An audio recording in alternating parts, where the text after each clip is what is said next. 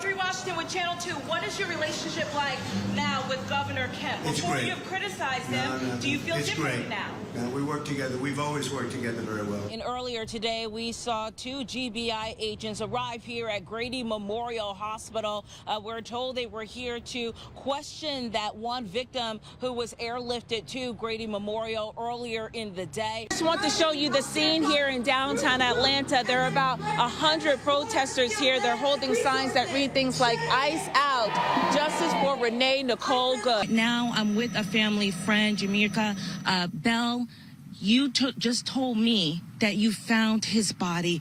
Can you explain what you saw, what happened? What was interesting about this town hall, and went on for about 20 minutes, there were a few questions that Donald Trump took, but this whole town hall, this faith-based town hall as they called it, centered around the concerns of his evangelical supporters. It's hard to believe, but this whole thing started with a pen, much like this one you see me holding right here. The police officer in the body cam video handed a pen to a driver for that driver to sign a ticket. Then the driver drove away, and that's when things took a turn. City crews will be working on high traffic areas like where I'm standing right now, 14th and Peachtree. And I want to show you what the ground looks like at this hour. Just like Brad said, the snow is starting to transition to a more icy type of substance here. She's not only accused of faking her membership with the Delta sorority, but some of her colleagues here at the State House also told me the representative is lying about being a veteran and an OBGYN. Now Representative Angela Moore is addressing those accusations. For Deltas who were upset about the story at first, do you have any reaction for them? I'm so sorry that we had to take you through this. An apology from State Representative Angela Moore to the women of Delta Sigma Theta Sorority Incorporated. This is not something that I wanted to go on. Representative Moore sat down with me in an exclusive interview this week. She's accused of faking her membership with the Delta sorority. Moore says she pledged under her former married name, but then after she got divorced, she changed her name to distance herself from her ex-husband. She says that's why her current name doesn't match the Delta membership records. I refuse to tell what my former married name was. But last Saturday, a Delta representative told me a thorough investigation was conducted. And, quote, "We can confirm that Miss Angela Moore is not and has not ever been a member of Delta Sigma Theta Sorority Incorporated." But then there are the other allegations. So let's talk about the veteran issue. Moore is accused of telling people she is a veteran and an OBGYN. I am a family veteran. My family is, all of my family are veterans. I worked in OBGYN. So you're not an OBGYN? No, I'm not. But you work for an OBGYN? No, I worked in the field of OBGYN medicine. And finally, there's this piece of video. State of Georgia. It was shot from the House floor, and it appears to show Representative Moore involved in a shoving match with another House member.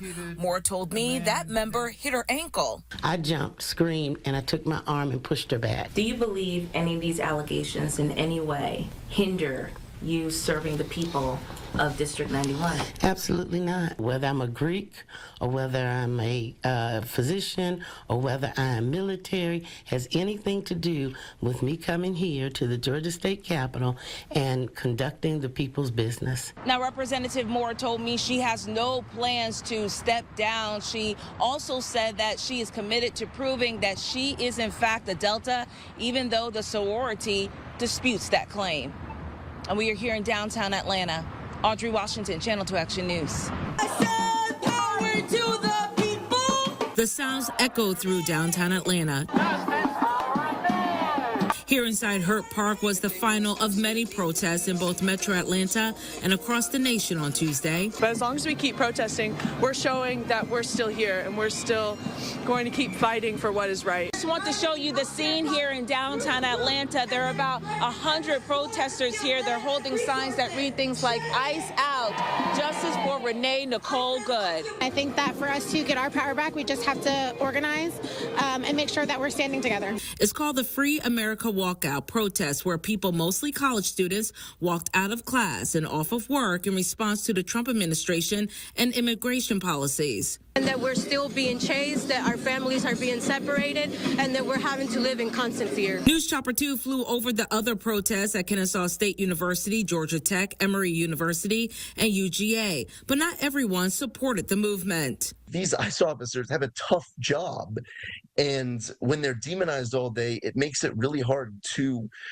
complete their job. The rally at Hurt Park went on for hours and seemed to die down before the protesters changed course. Why is it important to be out here? We're here to support immigrants, and we're here to support the people, the workers of the country. Protesters made their way to the state capitol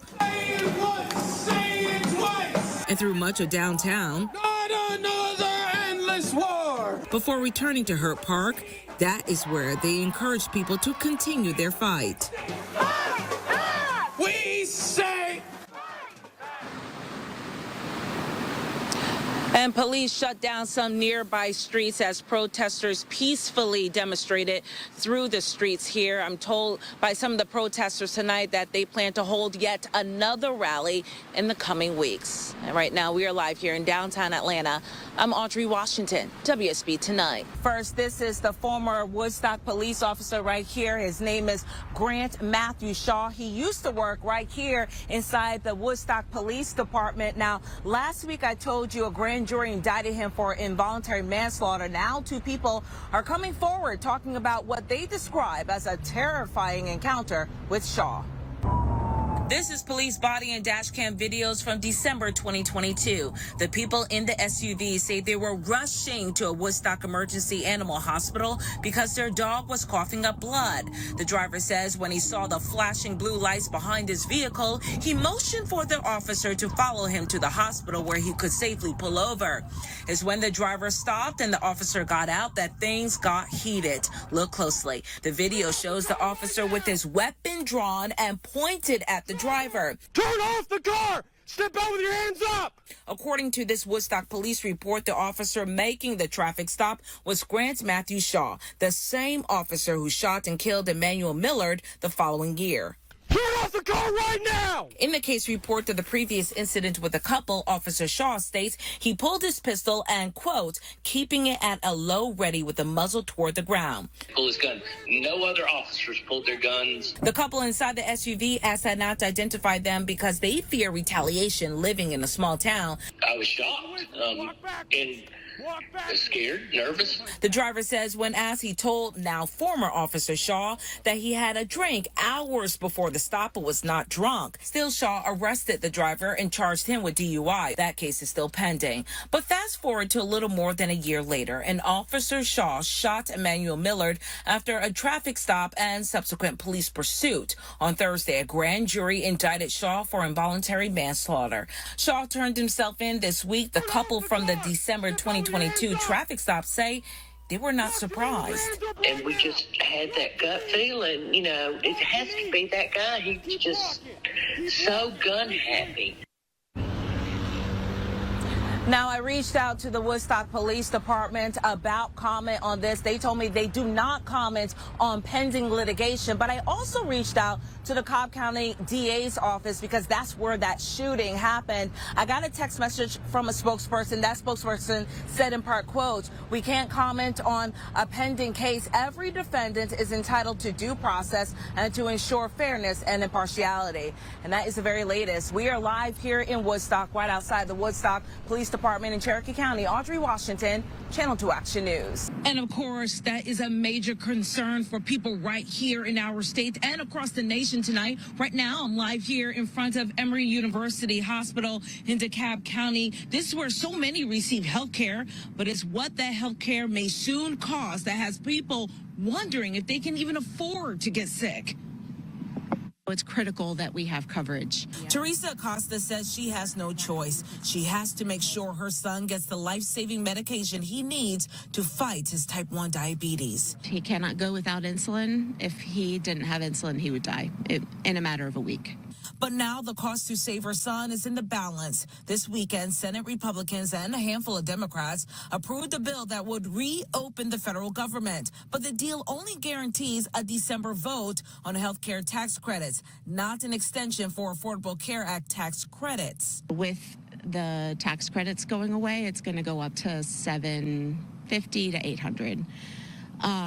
And that's not something that I can afford. Georgia Senators, the Reverend Raphael Warnock and John Ossoff, both voted no on the bill. They stated that they would, quote, continue to fight for subsidies. But Republican Congressman Buddy Carter said, quote, it's time to end the shutdown, and this bill is the path to get us there. There's no doubt in my mind that millions of Americans and hundreds of thousands of Georgians will probably lose their health care coverage. Dr. Cecil Bennett says he worries about his patients. The problem is this: if I have to send a patient to cardiology, there's several offices that require a $2,000 credit card deposit before they'll see if you don't have insurance. Teresa tells me she's now bracing herself for what's to come. I cannot pay for that. I don't know what I'm going to do.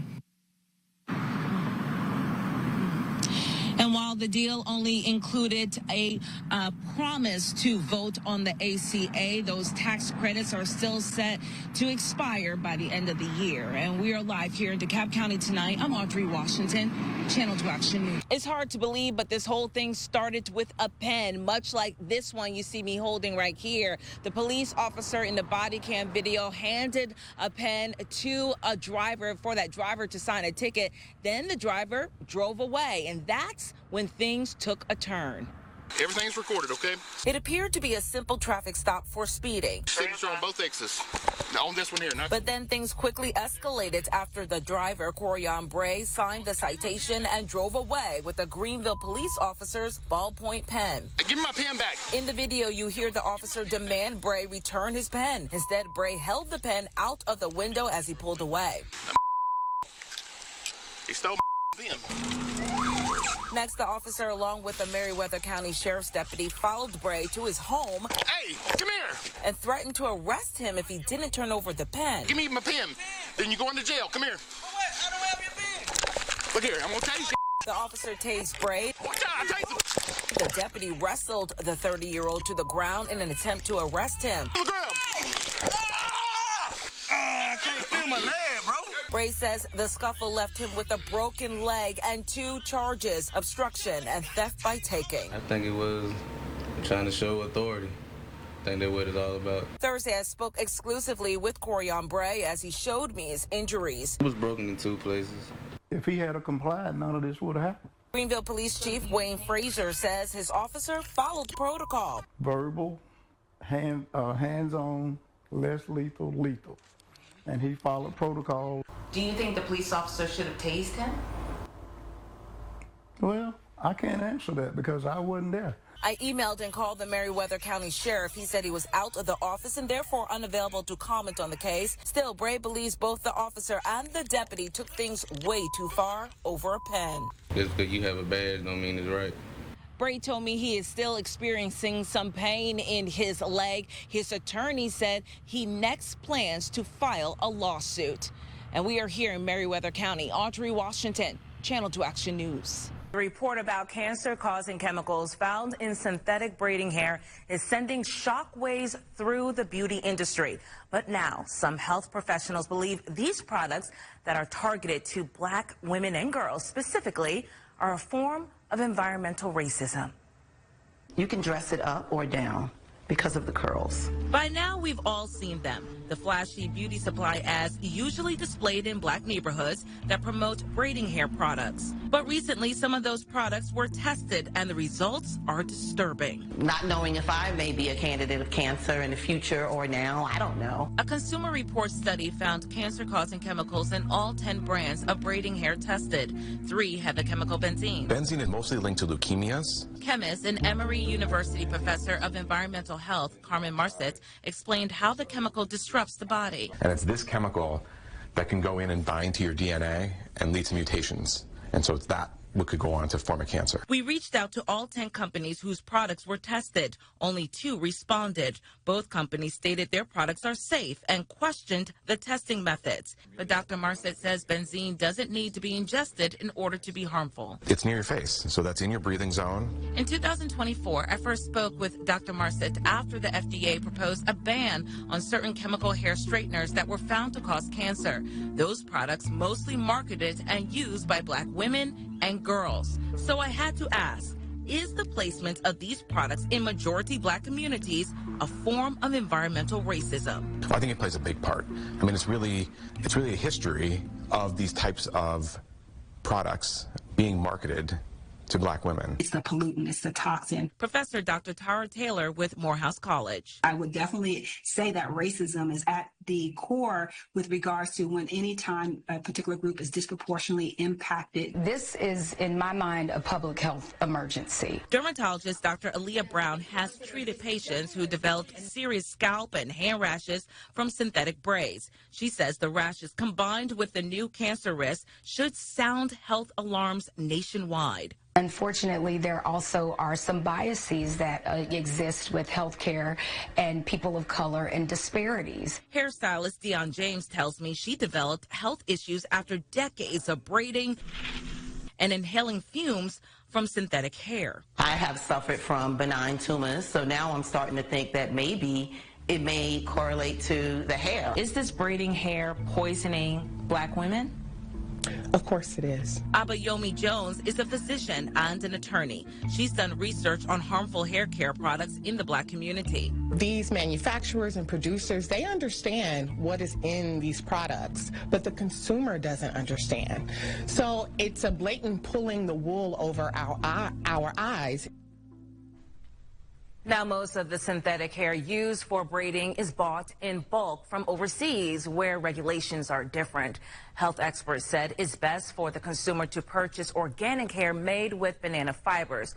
For a full list of the brands tested and the results, just go to our website. That's WSBTV.com. We think about the customers, but also the people, the professionals who do this kind of work. Right, and breathing in the fumes, like I reported, it really is very dangerous.